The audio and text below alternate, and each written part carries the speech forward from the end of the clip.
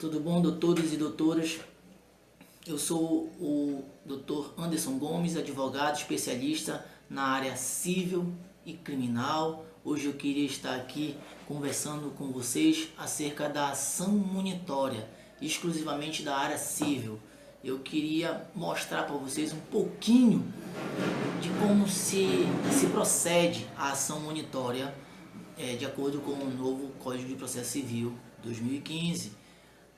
Abrir alguns parênteses para explicar detalhadamente quais são os procedimentos e o que se pode esperar de uma ação monitória e o que se pode prever junto ao ajuizamento de uma ação monitória, o que se pode cobrar. Eu fiz aqui um roteiro, né, para que nós possamos seguir de maneira coerente a ação monitória e poder explicar pausadamente para os doutores e para os acadêmicos de direito. Vamos lá. Ação monitória. A ação monitória é um instrumento processual pelo qual o novo Código de Processo Civil, ou o Código de Processo Civil de 2015, colocou à disposição dos credores. Para quê? Para poder cobrar e satisfazer o crédito que esse credor tem perante os seus devedores. Vou dar um exemplo aqui de empresas. Por exemplo, você que tem uma empresa, ou então o seu cliente que tem uma empresa, e lá no contas a receber, ele tem um valor de 1 milhão para receber do seu cliente, do cliente dele, lógico, e não consegue receber, cobrou e não consegue receber. O que ele vai fazer? Ele vai procurar o seu escritório de advocacia para tentar resolver, para tentar receber esse valor ou essa quantia.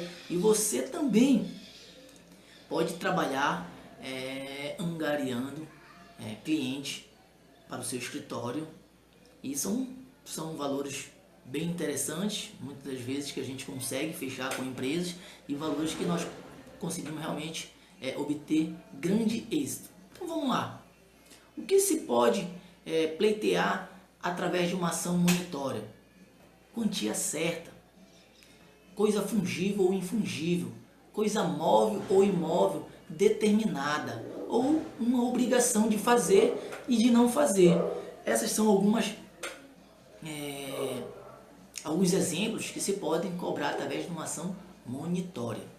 Entretanto, desde que o credor, a comprovação através de documentos escritos, ou seja, o credor ele tem que demonstrar para o juiz através de documentos escritos ou uma prova também pericial ou oral que ele realmente tem aquele crédito junto ao seu devedor, né? Um crédito, lógico, documento escrito, lícito, idôneo, sem eficácia de título executivo. Por que sem eficácia de título executivo?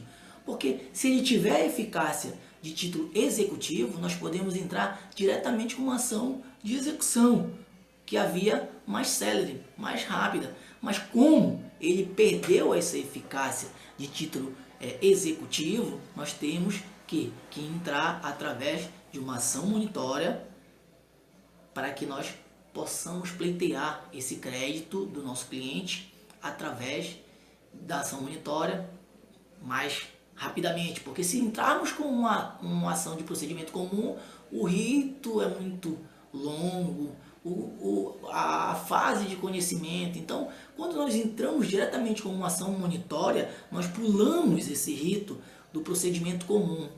Então, peticionamos a ação e o juiz vai determinar se aquela sua ação monitória que você está pleiteando, aqueles créditos, eles realmente são idôneos, são válidos. Como exemplo de quantia certa, se pode verificar, por exemplo, um cheque, uma nota promissória, uma letra de câmbio, entre outras. Isso aqui são apenas alguns exemplos que eu posso afirmar a vocês, aos doutores, que podem ser cobrados quando, prestem bem, quando vencidas e prescritas. Através da ação monitória nós podemos cobrar. Mas o que é que nós podemos cobrar? né? Valores, créditos que venceram, que perderam o seu título executivo, por exemplo, extrajudicial, como o cheque, a nota promissória e a letra de câmbio. Por que perderam? Porque prescreveu aquele prazo em que o cliente, em que o credor não cobrou através de uma ação de execução. Porque o título judicial, o cheque, por exemplo, nota promissória ou letra de câmbio, ele é um título executivo extrajudicial. Então, se você tem aquele título, passou o período de o seu devedor lhe pagar, o que você vai fazer? Você tem um prazo prescricional de cobrança de acordo com a lei. Alguns estão no 206 do Código, outros estão em leis esparsas.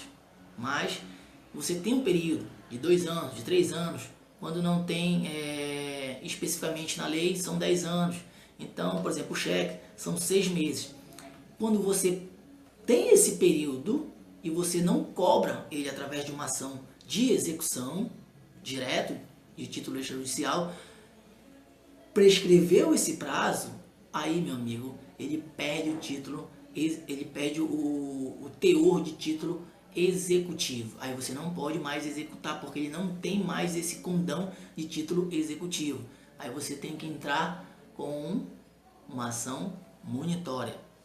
Esse é o meio mais eficaz e mais rápido do que o procedimento comum, né?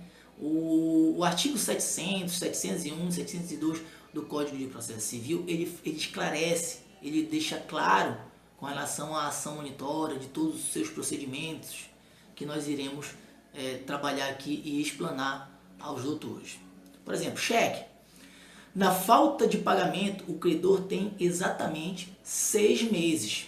Para quê? Para entrar com a ação de execução. O devedor, o emitente, ele não saneou, não quitou a obrigação dele com o seu credor. O que ele vai fazer? Dentro desse período de 6 meses, ele vai executar aquele título extrajudicial, porque ele tem força de título extrajudicial, através de quê? De uma ação de execução. E esse período de 6 meses, ele está claro no artigo 59 da Lei 7.357 de 85. É incontroverso. Caso contrário, o título executivo extrajudicial perde sua força e prescreve. Você tem o cheque por exemplo, até o dia 1º de janeiro, para que o devedor pague ao credor. Ele não paga, então a partir dessa data começa-se a contar o prazo prescricional do título. No caso, aqui no nosso exemplo, o cheque tem 6 meses para que o credor ajuize uma ação de execução. Passou esses 6 meses, não ajuizou a ação de execução, o título prescreve, perde o direito de título executivo. Aí, meu amigo, só é através da ação monitória ou do procedimento comum. Mas, como credor, você vai querer receber o quanto antes. A ação monitória é um procedimento, é uma ação que ela pula a fase de conhecimento. Então, nós teremos que demonstrar através de documentos ao juiz. Podendo agora só ser exigido através da ação de monitório, como eu havia falado anteriormente. O título ou o cheque, que é um título extrajudicial, ele perde sua eficácia de título judicial. Aí ele tem que entrar através de uma ação monitória. Esse tempo começa a valer a partir do quê? O tempo, por exemplo, do cheque, dia 1º. A partir do emitente, a partir do momento que o emitente apresenta o cheque ao credor. Dentro da praça, por exemplo, 30 dias para pagamento dentro da praça, ou seja, da mesma praça que ele foi emitido, e se for para praças diversas, 60 dias. Começa-se a contar o prazo prescricional. Bom, meus amigos. E aí fica bem claro quais são os títulos executivos extrajudiciais que estão elencados e são títulos, lógico, exemplificativos. O artigo 784 do Código de Processo Civil, ele elenca os títulos executivos extrajudiciais que se pode diretamente entrar na fase de execução. Se ele perder a eficácia de título judicial, perfeitamente é cabível pela ação monitória. E também temos o artigo 47, salvo engano, artigo 47 da Lei 7.357 de 85. Pode o portador promover a execução de cheque, que é a lei de cheque, a Lei 7.357 de 85 é a lei que fala especificamente de cheque. E no seu artigo 47 ele elenca lá. Você pode dar uma olhada, dar uma lida, que vai mostrar claramente lá para você mais aprofundadamente. E vamos passar a falar sobre os títulos prescritos, que nós falamos agora há pouco. O título extrajudicial, ele tem o condão de título executivo, de exigir do devedor que pague atualizado. Mas se você deixou, como credor, deixou o título prescrever, perder aquela força de título executivo, calme, que você pode ainda reaver esse valor, através do quê? De uma ação monitória. E a ação monitória, ela serve para isso, para fazer valer o direito do credor de um título prescrito. Se no prazo em que a lei prevê que o credor deva ajuizar a ação de execução de título extrajudicial, não o fizer, o credor perderá o seu título, a eficácia de título de crédito, como havia falado anteriormente. Ou seja, carecendo de força executiva.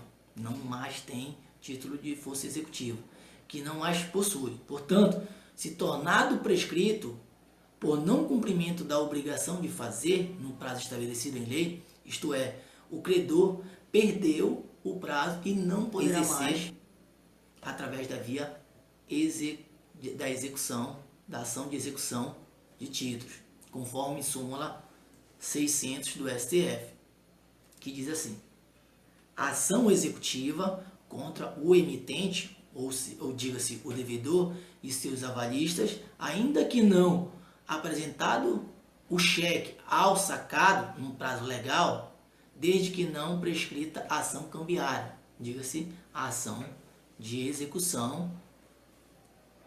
Perfeito? Caso o título executivo já esteja definitivamente prescrito, caberá ao credor a alternativa judicial para fazer valer o seu direito de exigir o cumprimento da obrigação pelo devedor. Através do quê? Através de uma ação monitória, que ela é específica. É bem interessante o advogado ter a noção do significado para que serve a ação monitória, a qual é a via judicial mais correta e eficaz para títulos que já foram executivos ou cambiais e por força do decurso do tempo ou morosidade dos seus credores prescreveram, perderam a eficácia de título executivo, de cobrar diretamente através de uma ação judicial, que é bem mais rápida. O procedimento é bem mais... o procedimento é menor e perdem a força de título executivo, que a gente pode se considerar como título executivo extrajudicial: um cheque, uma nota promissória, letra de câmbio, duplicata, nota de venda, entre outros.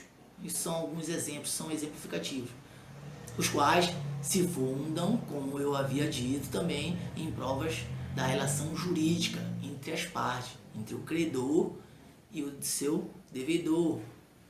Ação monitória documental, como eu havia dito, é uma inovação do Código de Processo Civil de 2015. Nesse caso, o credor precisa demonstrar que possui provas escritas, lícitas, títulos para o juiz se convencer da obrigação do devedor para com o credor. Então, o credor precisa deixar a sua ação monitória robusta de provas lícitas e que o juiz entenda de maneira clara que realmente existe uma relação jurídica e existe um crédito perante o credor e o devedor. Que provas podem ser anexadas aos autos na sua petição? Provas documental, provas orais e provas periciais, desde que produzidas anteriormente, com base no artigo 381 do Código de Processo Civil. O termo de audiência é bem interessante para demonstrar essa prova. Neste caso, o rol do artigo 700 do Código de Processo Civil é apenas exemplificativo, como eu havia dito, bastando o credor, de qualquer maneira, demonstrar e convencer o juiz da existência do direito. Assim, se pode verificar cada situação e cada caso. Cada caso é um caso, cada caso existe a sua peculiaridade. Isso nós precisamos analisar quando pegarmos a documentação, quando pegarmos o processo do nosso cliente. Isso é bem tranquilo, temos que analisar e estudar o caso. Agora, existem duas situações, ou seja, duas possibilidades nesse momento, em que se o juiz se convencer da existência do direito pleiteado pelo credor, mandará expedir um mandado monitório. Ou seja, na petição inicial, se ela for, se o credor ou se o advogado conseguir anexar documentações plausíveis acerca da obrigação, da quantia certa que o credor tem perante o seu devedor, o juiz de plano irá mandar expedir o mandato monitório. O que é o mandato monitório? Paga ou contesta através de embargos. Mandará proceder através do mandato, ele decidirá o mandato monitório. E aí o procedimento seguirá e determinará que o devedor pague, através da decisão dele, o mandato monitório, que o devedor pague em 15 dias a quantia pleiteada pelo credor, mais 5% de honorário de sucumbência que o devedor terá que pagar ao advogado da parte credora. Caso o devedor não pague a quantia certa, os 5% de honorários, dentro do prazo estabelecido pelo juiz de 15 dias, ou não embargue, ele terá que pagar custo. Agora, caso ele pague a dívida dentro desse prazo de 15 dias, ele ficará isento das custas judiciais. Agora tem uma outra possibilidade. Essa primeira possibilidade é o juiz entendendo que realmente, analisando as provas dos autos, existe realmente o crédito e vai mandar o devedor pagar. Agora, se o juiz não se convencer da existência do direito, do crédito, da obrigação do devedor, ele aplicará, em regra, o artigo 700, parágrafo 5 do CPC. Mandará o autor, ou seja, diga-se o credor, emendar a sua petição inicial para converter a ação monitória em procedimento comum. Aí, senhores, a ação começará desde o procedimento comum, a ação de conhecimento, passando aos ritos de ação de execução, ou seja, é o procedimento comum, desde o início, mais demorado. Se o juiz entender que aquelas provas e o que foi pleiteado não ficou claro, não ficou demonstrado que existe uma obrigação, então ele vai mandar o credor emendar a inicial e começa tudo do procedimento comum. O juiz deferindo a possibilidade, ou seja, a possibilidade 1, que ele entender que realmente, analisando as provas, existe o crédito, ele emitirá o mandato monitório, o réu poderá embargar.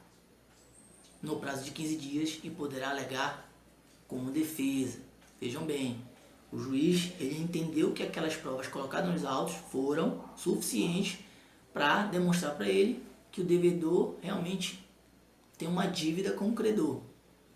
Ele vai expedir um mandato monitório e dizer, olha, paga o que tu deves ou embarga em 15 dias. Mostra para mim, impugna que tu não deves. Agora, o que se pode? O réu, nesse caso, alegar em sede de embargo como defesa, matéria passível de procedimento comum. Tudo do procedimento comum ele pode arguir no seu embargo, ou pleitear quantia, ou entender que o credor está pleiteando uma quantia superior ao valor que realmente ele deve.